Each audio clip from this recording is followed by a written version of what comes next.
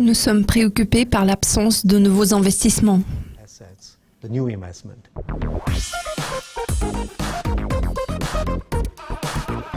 Alors James, pour commencer, nous savons que les flux d'investissement directs étrangers ont augmenté le plus depuis la crise financière mondiale. Mais où a-t-on enregistré le rebond le plus marqué ? L'augmentation a vraiment été très importante. Les flux ont augmenté jusqu'à 1,7 trillion de dollars, c'est-à-dire de 36%. Le rebond le plus marqué a été enregistré en termes de flux d'IDE vers les États-Unis et l'Europe, autrement dit vers les pays industrialisés. Cela diffère des tendances observées dans le passé. Auparavant, les IDE avaient tendance à progresser dans des pays en voie de développement. Aux États-Unis, les IDE ont quadruplé, tandis qu'en Europe, ils ont progressé de 180 milliards de dollars. En ce qui concerne ces augmentations, la CNUSED a récemment publié son rapport annuel qui a montré une hausse importante et imprévue. Par contre, il existe des doutes à propos de la durabilité de la dynamique de cette croissance. Pourriez-vous nous expliquer ce qui vous préoccupe dans cette croissance ? Oui, bien sûr. Si nous analysons la structure de cette augmentation, nous verrons que cette progression est due en grande partie aux opérations de fusion et acquisition. Par conséquent, une partie très importante de cette augmentation, qui s'élève en montant entre 200 et 250 milliards, est le résultat d'une reconfiguration des entreprises. En l'occurrence, il peut s'agir d'une entreprise dont le siège social est implanté dans un pays, tandis que le siège réel se trouve dans un autre.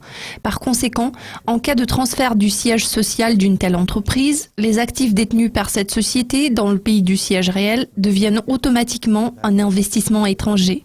C'est la première chose à prendre en considération ici. La deuxième chose à garder à l'esprit est que l'accroissement des fusions et acquisitions d'entreprises ne s'inscrit pas dans le cadre d'investissements novateurs, donc il ne s'agit pas de projets d'investissement entièrement nouveaux. Leur nombre reste le même par rapport à celui de l'année dernière. Voilà pourquoi nous sommes inquiets. Nous sommes préoccupés par l'absence de nouveaux investissements. Cela s'explique avant tout par le fait que les multinationales hésitent à élargir leurs activités dans des conditions de faible demande globale et de capacités excédentaires existantes à l'échelle mondiale. Absolument. Vous venez de mentionner certaines tendances telles que les fusions et acquisitions. Il existe un autre sujet brûlant d'actualité, notamment une dépréciation délibérée des taux de change. À votre avis, quel sera l'impact de cette tendance sur le flux d'investissement direct étranger tout au long de 2016 ? C'est une question extrêmement complexe. La dépréciation des monnaies peut influer de différentes façons sur les IDE, dépendamment du but de l'investissement et du degré de dépréciation de la monnaie. Normalement, la dépréciation de la monnaie n'affecte pas beaucoup les IDE. En ce qui concerne les IDE étalés sur le long terme, il existe un bon nombre de facteurs déterminants à caractère local, tels que la taille du marché concerné, le taux de croissance de ce marché, l'environnement réglementaire et la facilitation des affaires. En revanche, si nous observons une dépréciation considérable, un peu comme celle qui s'est produite en 1997 pendant la crise financière asiatique, il y aura sûrement un impact important sur les flux d'investissement direct étrangers. Premièrement, si nous observons une dévaluation qui ressemble à celle qui a récemment été observée sur les marchés émergents, le prix des actifs deviendra moins cher. Ainsi, le coût d'investissement deviendra moins important, ce qui est susceptible de favoriser des afflux d'investissement dans les pays ayant déprécié leur monnaie. Cela étant dit, ce genre de développement aura un impact sur la performance des investissements existants.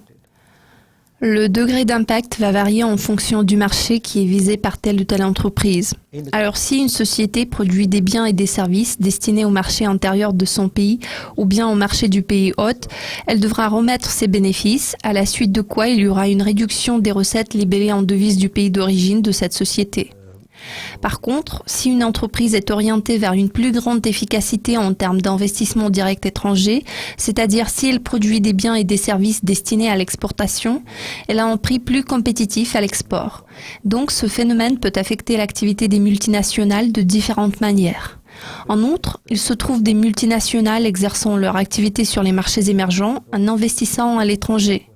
Le coût d'investissement de ces sociétés transnationales deviendra plus cher. En toute logique, cela va décourager les multinationales implantées sur les marchés émergents d'investir de l'argent dans d'autres pays. La situation semble être assez délicate. Merci d'être venu et de nous avoir fait part de vos connaissances sur les tendances courantes. James, cela a été un plaisir. Je suis heureux d'être ici. Merci de m'avoir reçu, Monica. Merci. Vous êtes toujours le bienvenu. Nous espérons vous revoir assez bientôt dans notre studio. Cela conclut notre entretien avec James. L'équipe de Dukascopy TV a préparé beaucoup de mises à jour pour vous et nous vous invitons à consulter notre site régulièrement. À la prochaine.